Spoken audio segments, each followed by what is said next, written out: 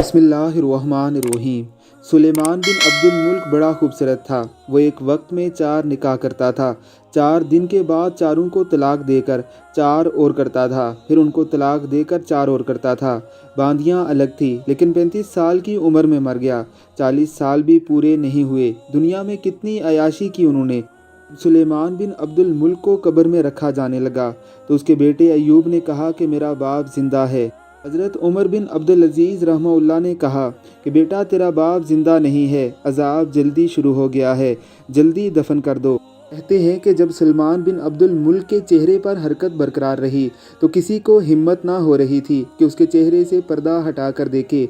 आखिर वज़ीर ख़ास ने उसके चेहरे से पर्दा उठाया तो उसकी आंखों को चूहे ने नोच लिया था।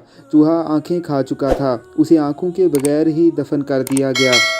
जिंदगी चाहे कितनी ही तवील क्यों ना हो, मौत ने उसे आखिर एक दिन उचक कर ले जाना है।